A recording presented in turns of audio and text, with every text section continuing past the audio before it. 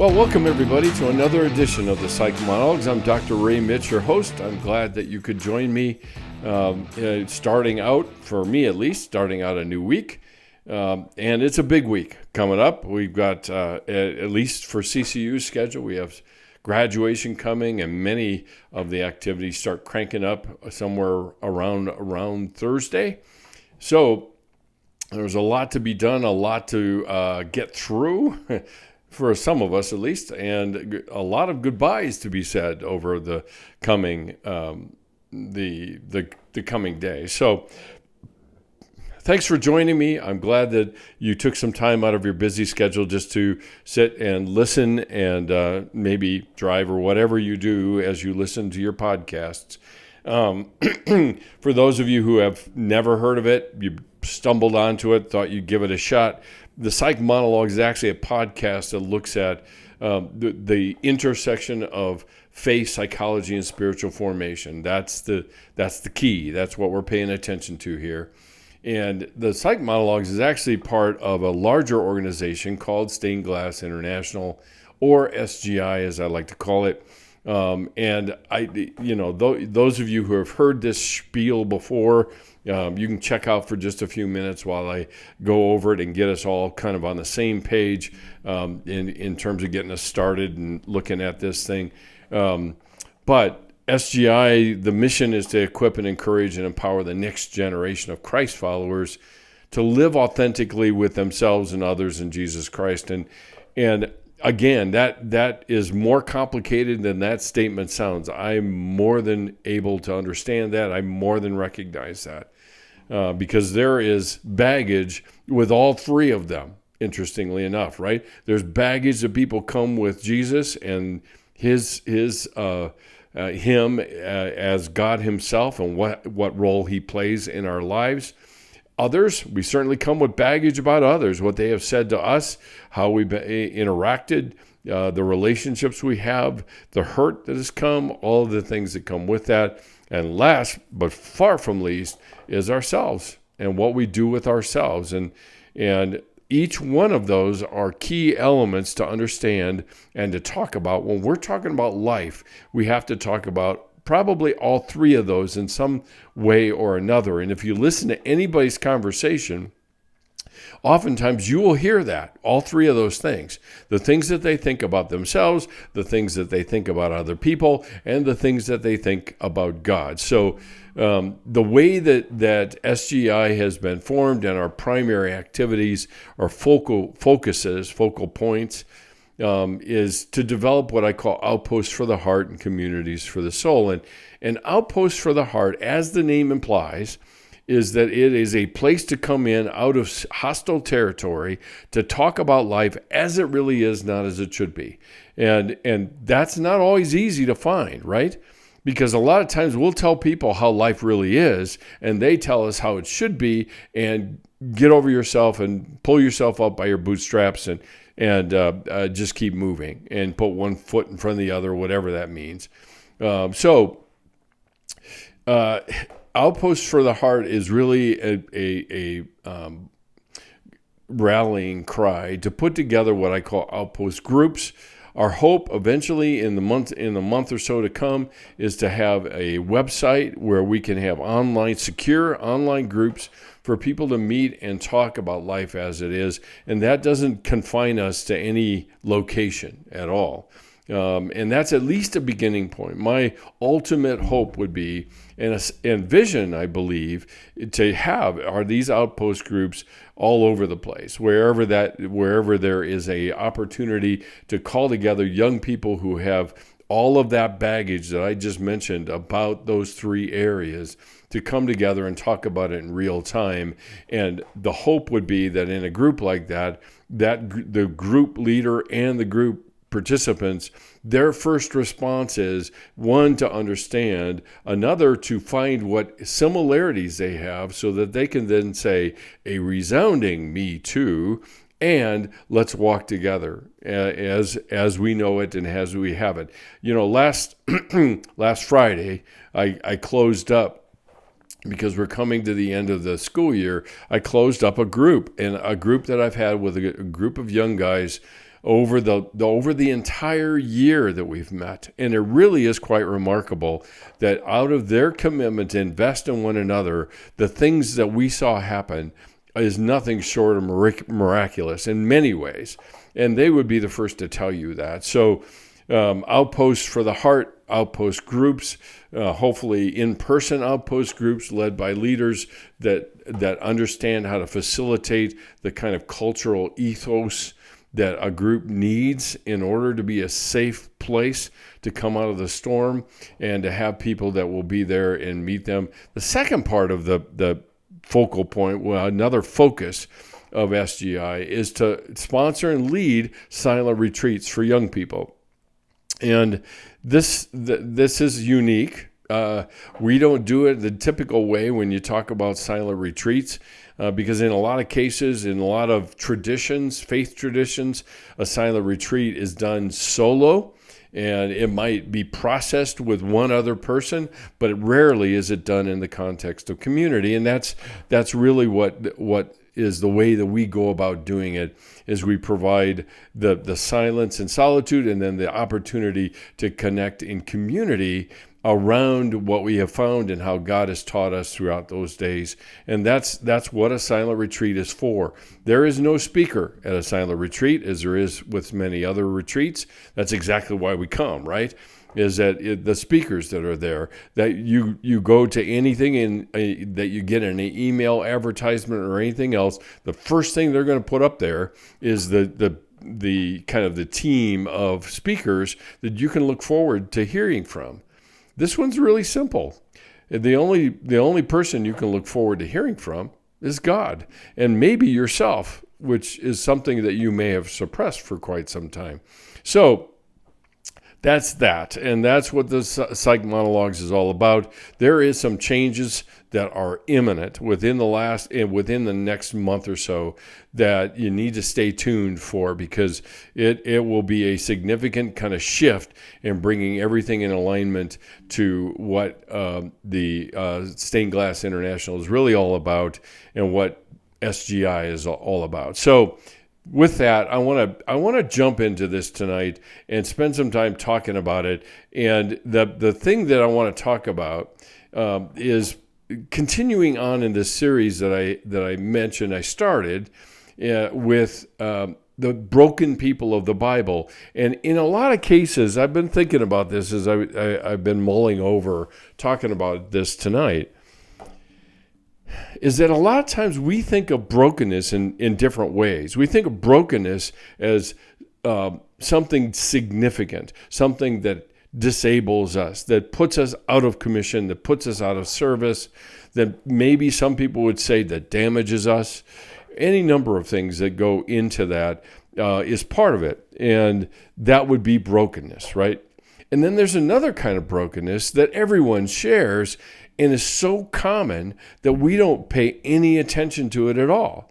And what that does, though, is it creates this us and them kind of approach to brokenness. The us is, yeah, I get it. I'm broken. I'm beset by sin. I wrestle with my sin nature. I'm just like anybody else. And then there's them that are really broken, and them are the ones that really need the help, not me.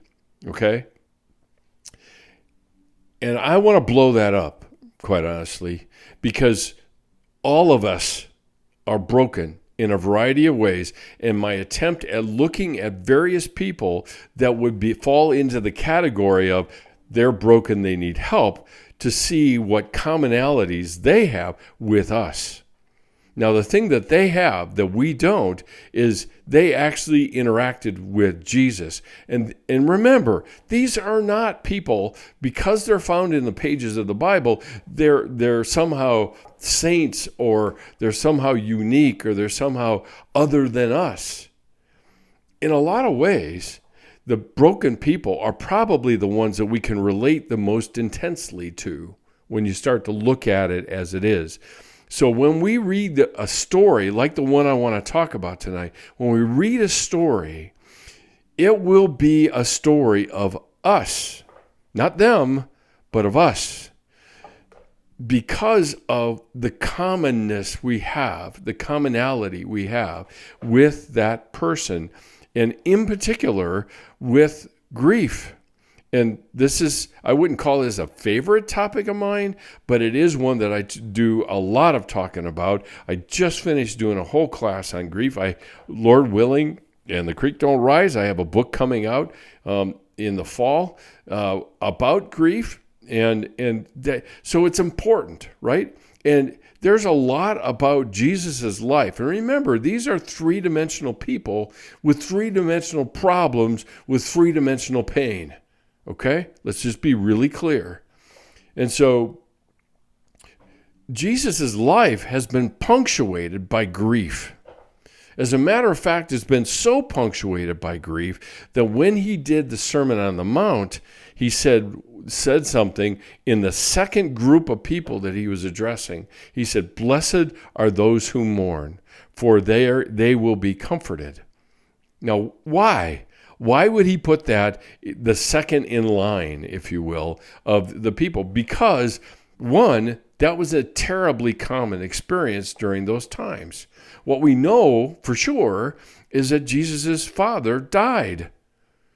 And he had significant people in his life die, like his cousin, John the Baptist, and other people, which eventually we will get to by looking at Lazarus, a dear friend, and other people that he intersects with, and grief punctuates his ministry. So I think it's worth our while to pay attention to, what does Jesus do with grief? How would he approach grief? Or how would he approach your grief? And that's what's significant to pay attention to here, because you probably already have some conclusion or some thought about how God or Jesus engages your grief. And remember, grief is not just when somebody dies. Grief is the losses that punctuate our lives. I have a series, just to bring it home, I have a series of losses coming that I'm looking at down the road of this week with students that will be leaving my life.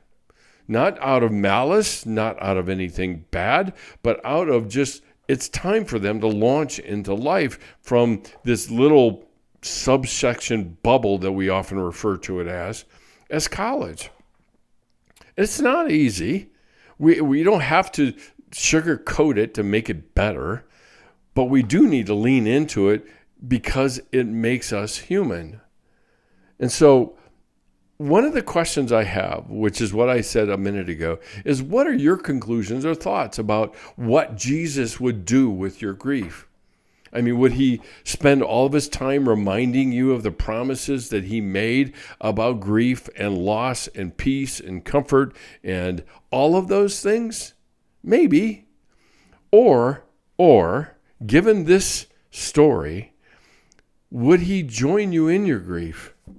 Do we have the kind of God that is able to join us in our grief so that we don't have to be alone in it? There is few feelings that people feel that is more common than isolation and separation even from humanity, because they're going through something and the people around them are not. So would he join you in your grief? So what I want to do is look at a story, and like I said, this series, I have been focusing only on the Gospel of Mark, partly because it's very compact, and there are specific stories of broken people Jesus talks to and interacts with that I think is instructive for us. And so the story is this, and actually this is going to have to be a two-part series, because one story is embedded in another story, or maybe I should say one story is the story and another story is embedded in it, which is worth paying attention to given that, because there's some people would say there is a kind of a triumvirate of stories here that all have something in common. And we just finished with the story of the man that was demon possessed. So I want to look at the story of Mark about a man named Jairus. And the story is in Mark 5. And it goes this way, and I'll read it, and I'm going to stop in various places just to kind of point out a few things. So at the very beginning of this, and I think I've got this right, I'm pretty sure. Hang on a second. Let me just double check to make sure I'm telling you right. Yeah, it's John or Mark 5. So it starts this way. And when Jesus crossed again in the boat to the other side, now I know I'm not getting very far, but this is significant because just to refresh your memory, we were over on the other side of the Sea of Galilee with Jesus and his disciples in the Decapolis. So he left Capernaum, he left where he was, crossed the Sea of Galilee with his disciples, and he's met on the shore by a demon-possessed man that nothing can hold him back. He comes screaming at him, and Jesus just says, come out of him, and that's the end of the story, essentially, other than pigs that have to take a nosedive into the sea. And so one could, I think, reasonably conclude that Jesus had an appointment with that man. He left, went there, had the appointment with that man, and then goes, let's go back. And so he crosses again by boat back to the other side. Now we're back to where he started, okay? And it goes on and says, a great crowd gathered about him, and he was beside the sea. So no sooner does he get off the boat and people gather. And his popularity is growing significantly. And in the midst of all of this crowd,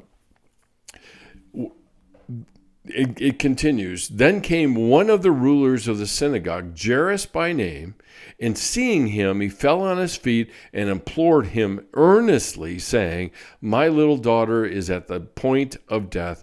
Come and lay your hands on her so that she may be well and live. And he went with him.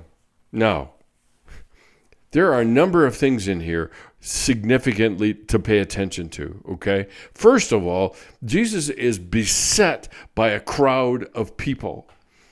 And the person who comes is called the ruler of the synagogue. Now, if you don't understand, the ruler of the synagogue is not necessarily a priestly role. He's an administrative role. I mean, one way to think about it, he has the responsibilities of an administrative assistant in the synagogue.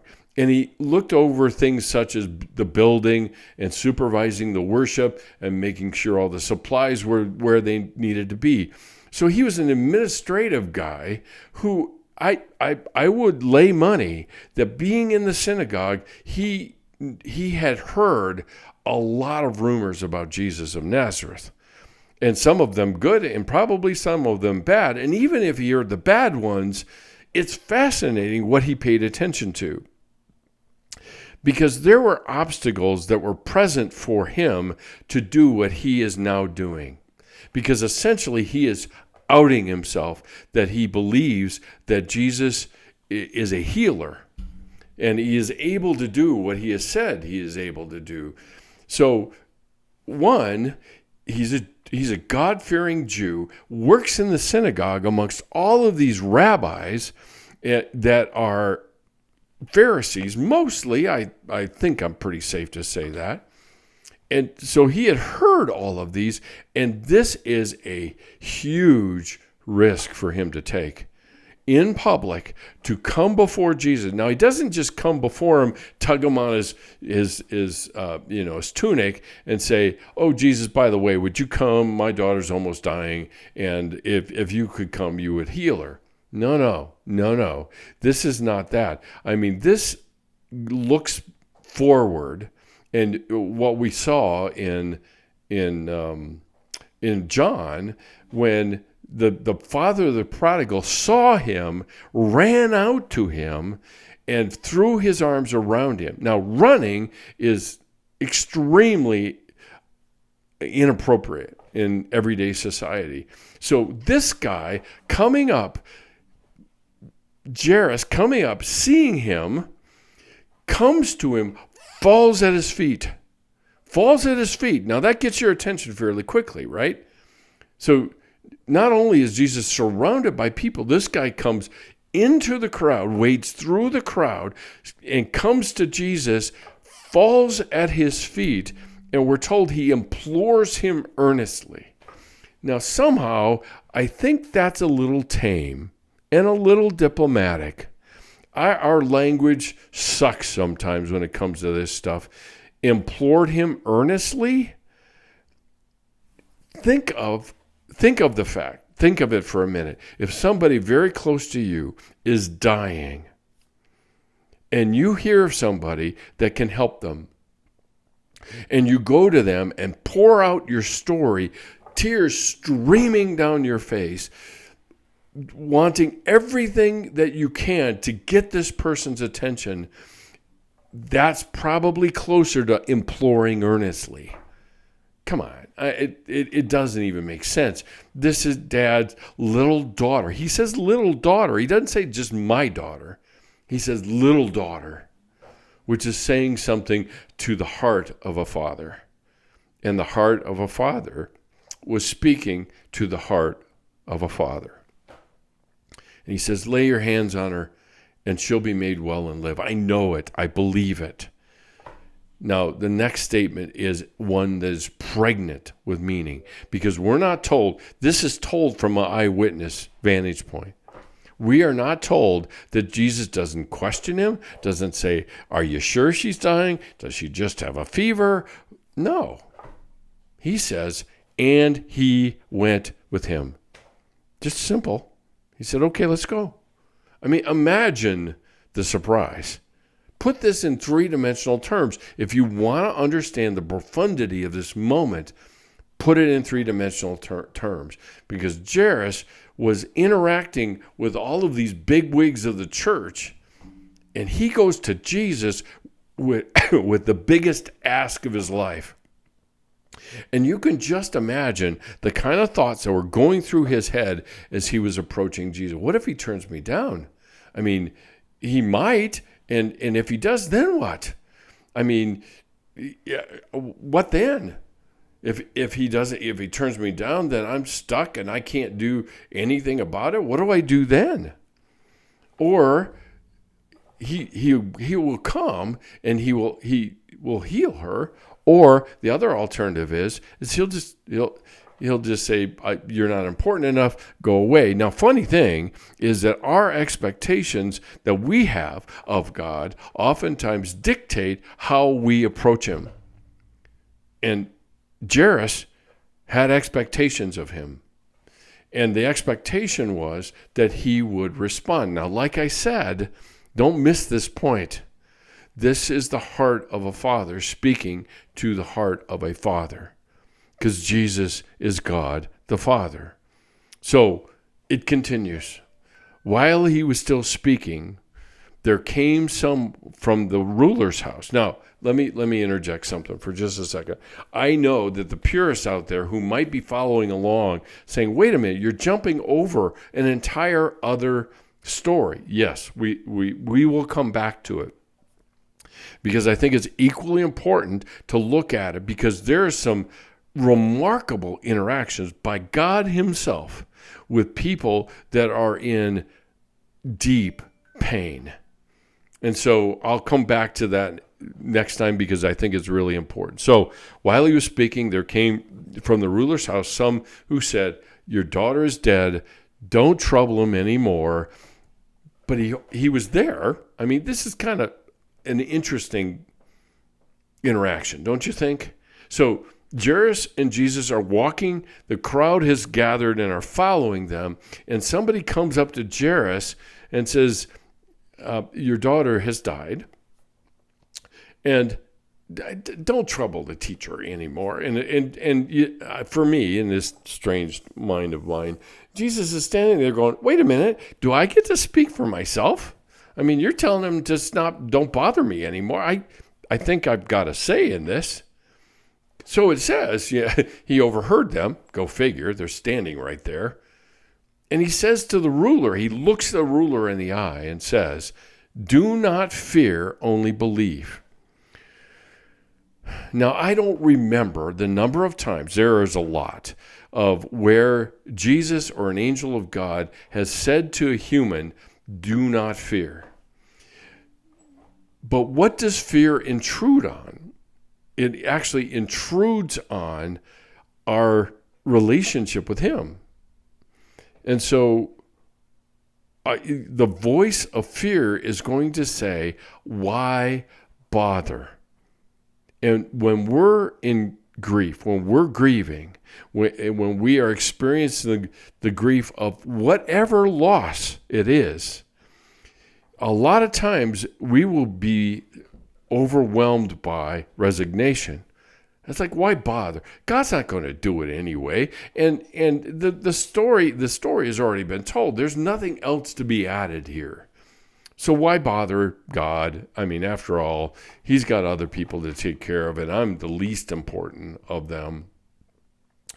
And how often is it like those who have prayed to God to heal somebody and it doesn't happen, and they say, God, there's something wrong with God because he didn't respond to me and he didn't love me. And see, that's the baggage I was talking about that we bring with that into relationship with God, because that is completely out of sync with a God who is good and loving. Now, you may or may not believe that, and I get it, I understand that. But at the same time, we've got to decide, what are we going to believe? What we believe about God, or how God reveals himself to us, even without all the details that sometimes we need or we say we need in order to be absolutely certain. We don't want to trust. And when Jesus looks him in the eye and says, do not fear, only believe. In other words, don't give in to fear. Trust me. Trust me. Believe in me. And that resignation and withdrawal are key features of grief. We withdraw within ourselves because when we do, we gain some measure of control over it because the outcome has already been set. We already know what it is. So it's time just to resign ourselves to it. And at least that I can rest in. I can know. I can be certain of.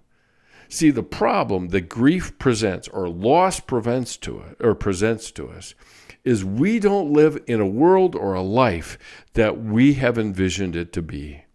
And when it slaps us upside the head with a 2x4 called loss, we have a choice to make. And Jesus has just highlighted it. Either fear, give in to fear and listen to fear, and all that comes with it. Don't bother, speak for God, he's not good, all of those things. Or to continue to trust his heart, even though the circumstances make it impossible for me to see it.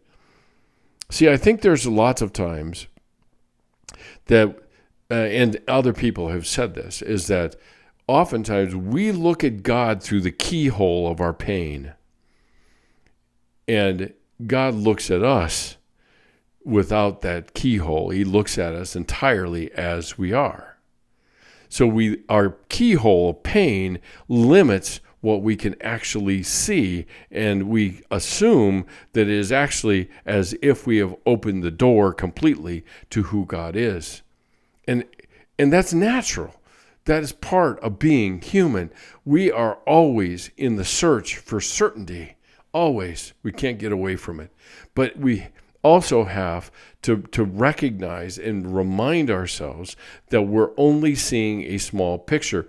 The key is don't use it as a defense against the pain we feel.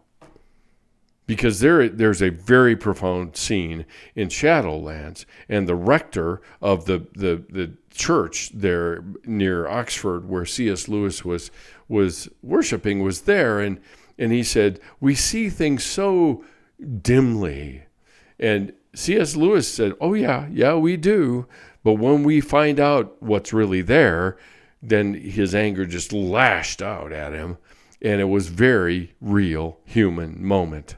Because it's like honesty and truthfulness, ill-timed, is damaging and is experienced by the other person. Proverbs says it as a thrust of the sword.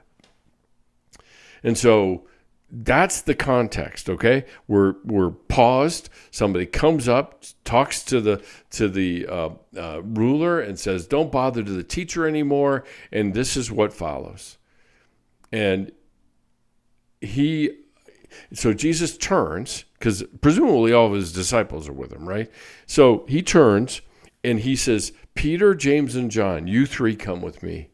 I want you to follow me. Now, you got to ask the question, why those three? Of course, we know history, right, and the role that those three play. But at the same time, these are his closest. He's I wouldn't call them the inner circle, but they are the three that Jesus has chosen to watch this event.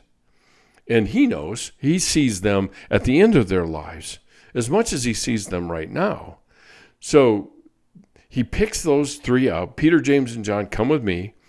And it goes, they came to the house of the ruler of the synagogue, and Jesus saw a commotion, people weeping and wailing loudly. Now again, let's put this in a three-dimensional picture, because he walks in, and that was very much of a tradition of the Jewish people at the time, is that you hired professional wailers, not fishermen, wailers.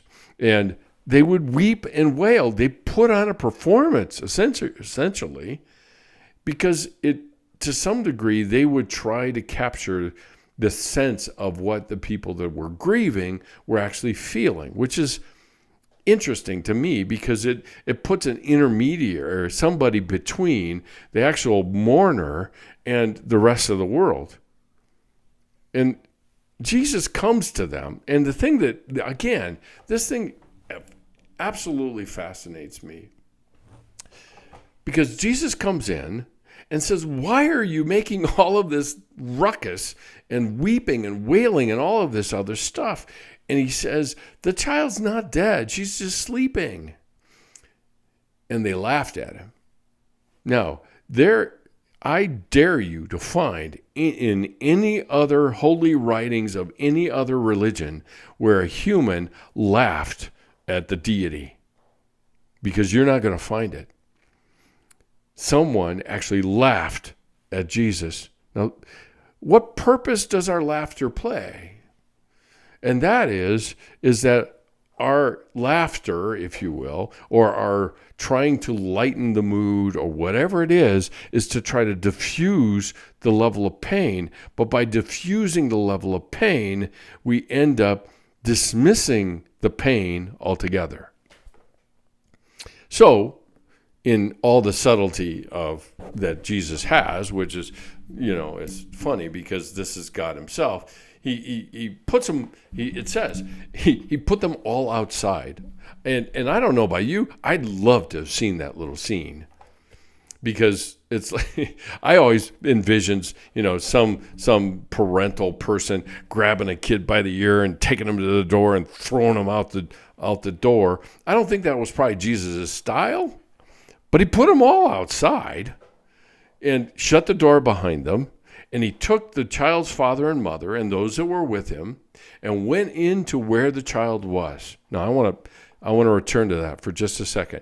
Taking her by the hand, so he touches her, he said to her, Talithi kumi, which means, little girl, I say to you, arise. So he throws them all out, and he brought them into the very place that their grief resided, at the bedside of the little girl. I mean, think about the grief of parents that come into the room at the bedside of a child that has died. How painful that would be. It is the height of pain when you really think about it, right? I mean, unlike Lazarus, when Jesus finally shows up, and that's got all sorts of layers to it, but when Jesus finally shows up, it's 4 days later. This is the moments after this little girl has died. So Jesus not only says, as he does in other instances, he not only says, your child is well, go home in peace. He says, I'll go with you. I will touch her. I will tell her to arise, and I will go into the very place that your grief was residing. It's worth paying attention to. And I would suggest to you that this is an incredible vision of the heart of God for the plight of our humanity and having to face death and loss and grief. And be careful, because I'm talking about an instance where somebody dies. But you may not have that. But you may have losses. You may have loss of relationships. You may have other losses, dreams of the person that you thought you would be. It's any number of those things. And God says, I'll go with you in there. I will go in there with you. You don't have to be in there alone. It doesn't mean that it instantaneously goes away, but I will be there with you. Now, there's another part of this that we have to pay attention to, right? Because our temptation is that if God comes with, then God fixes. And we diminish the importance of God's presence over his provision of what we say we want. And I think we have to pay attention to that, because we're always engaging and looking at life through a prism of contracts. If I do this, then God will do that. But God doesn't operate that way. He didn't sign the contract, by the way. It's like somebody saying to the ruler, don't bother the teacher. And Jesus says, oh, by the way, I'm here.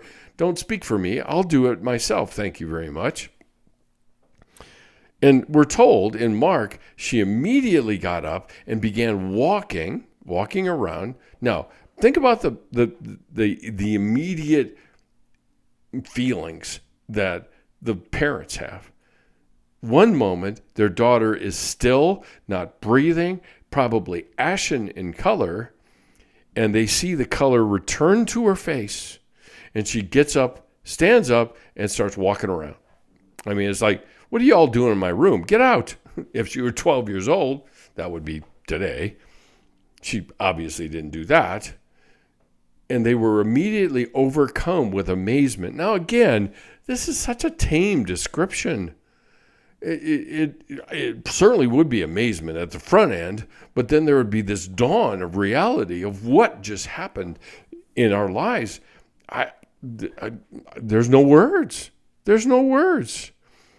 Now, the whole thing ends with this, and I think it's worth paying attention to, because if you remember, you go back and check out the podcast, I forget which one it was, when I was talking about broken people of the Bible, and we were talking about the demons we have.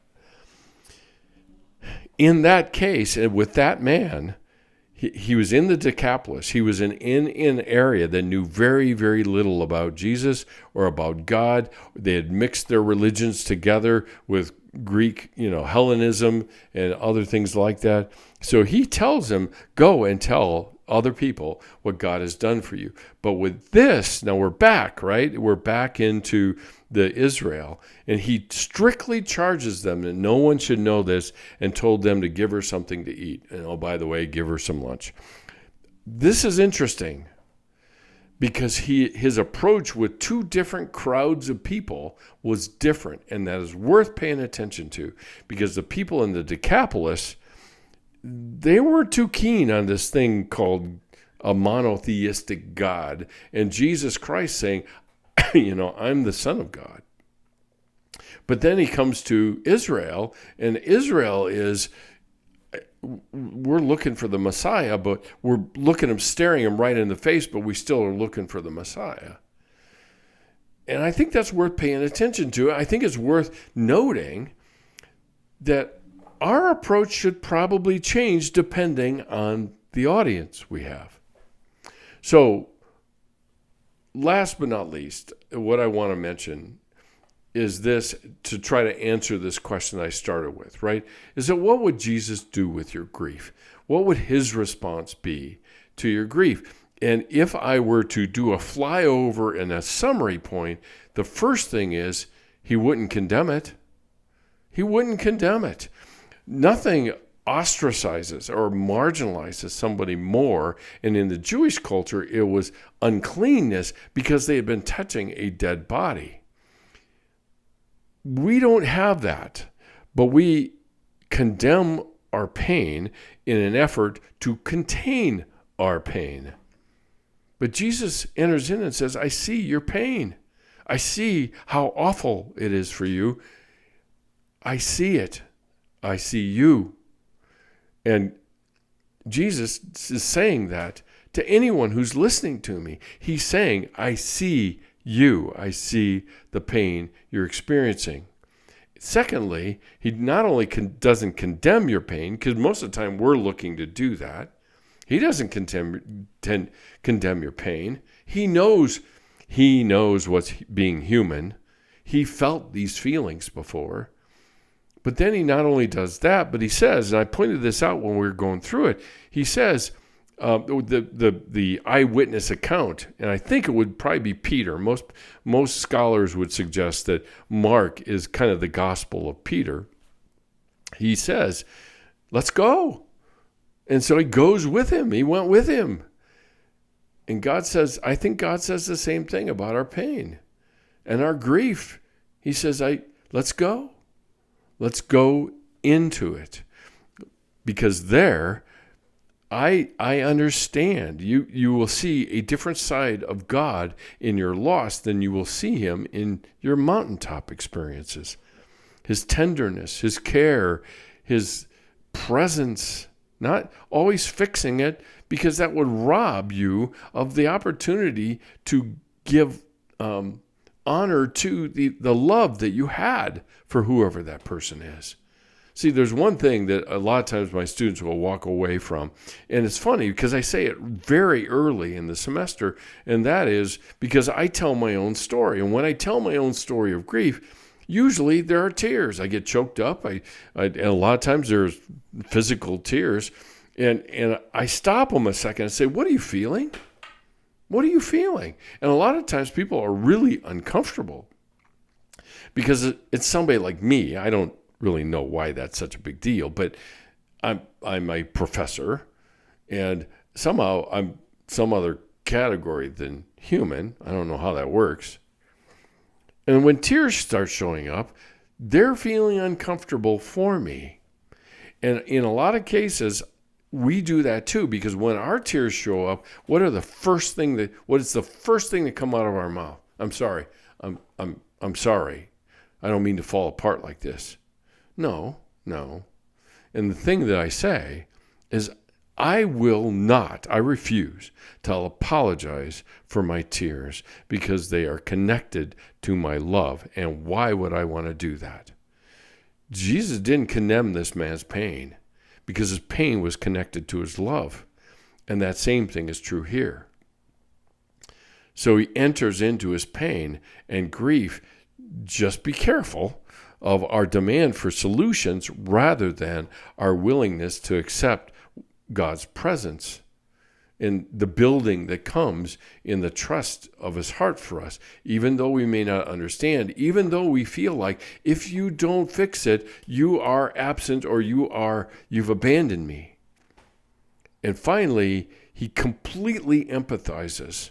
That doesn't mean he changes it, but it does mean that he enters into it with us. And that's kind of goes with the first point that I made, or the second point. He's willing to enter into it with us, and he feels that pain with us. Hebrews tells us that we have a high priest that has gone through all the same things we have. Where else, in what other religion, if you want to put it in that context, where else will you find a deity that goes through the very thing and goes and enters into the very form of the people that he seeks to save? Where else? You're not going to find it. I'll just save you the time. And so there's a lot here to point to and look at and understand that speaks directly to us and our grief and our loss and the things that are hard for us that we scramble to contain somehow instead of accept and lean into the heart of our Father who wants to be in it with us. That doesn't mean it goes away. Our humanity, we're stuck with our humanity. Our temptation is to condemn our humanity rather than to condemn what has broken our humanity. And that's only part of the bigger picture. So that's it for tonight. If you have questions, feel free to DM me on Instagram about this. This is a topic I talk a lot about, if you can't tell already. But I think stories like this really gets at the humanness of it that I think is really important. So you can subscribe there on Instagram or follow us on Instagram for the podcast, the Psych Monologues. We would be ever appreciative if the stuff that I'm talking about is close to home for you and helps and is courage. Leave a review. Let people know about it. That's the only way that we're going to let other people know about what it is I'm talking about, and even the bigger picture of the outpost groups and everything like that. Secondly, on the website under CCU, you'll find digital devotionals. They are devotionals that come every couple of days that are about boundaries and healthy relationships, and you will get it automatically. It is one way to support the mission of SGI, so you can support us monthly or semi-annually or annually, whatever you prefer, and you will just get those devotionals every few days, and they will remind you how to stay on course with having healthy boundaries that make for healthy relationships. And we've got some learning to do. I'll say that right up front, okay? You can also follow us on social media, Instagram at the Psych Monologues, Facebook, Ray.Mitch, and LinkedIn at drmitch. Mitch is spelled M-I-T-S-C-H if you haven't listened or heard it before, anything, okay? So we are available on Spotify, Stitcher, iTunes, Amazon Music, iHeartRadio, anywhere that you listen to your podcast, you can probably find us there. And then last but not least, I mentioned this early on when I started. We're going into another silent retreat, and this is for people that are just trying to get started in their career or through doing their training, and and we need all the help we can get, not only for that, but also to support our efforts to create a web presence of SGI and our outpost group. So if you know somebody that is interested in partnering with us, that want to support the mission of encouraging and supporting the next generation of Christ followers, send them our way. You can partner with us, and there are 3 different initiatives that we've got going right now. One is the scholarship for the silent retreat, and that is to make it possible for people that can't afford the full cost to come. I just interacted with somebody on email tonight, and I'm able to, with what little fund we have, to be able to offset the cost for their silent retreat. So that scholarship fund is for alumni of CCU. It's for students of other universities that want to be a part of it and want to join us as well. All of your gifts are tax deductible, so you can just make it, and there's a drop-down menu in the payment page that you can indicate for the silent retreats and mention SGI. There is a donate button at the very bottom of the front page of my website at drmitch.com. So if you want to donate all of your donations, or you know somebody that wants to is itching to support Next Gen Ministries, we would be considered one of them. If you prefer, or you know someone who would prefer to do a physical check, they can send that to Stained Glass International.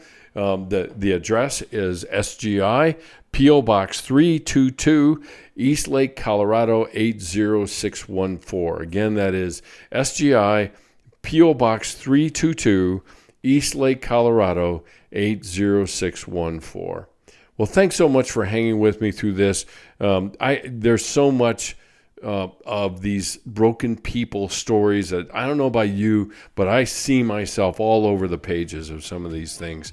And I think that's what draws us in to see Scripture in a three-dimensional way rather than a two-dimensional way, where people lived real time and we're interacting with Jesus, and we can learn from those interactions to feed and support and encourage our continuing journey with Him. So thanks for joining me tonight, and as always, love ya.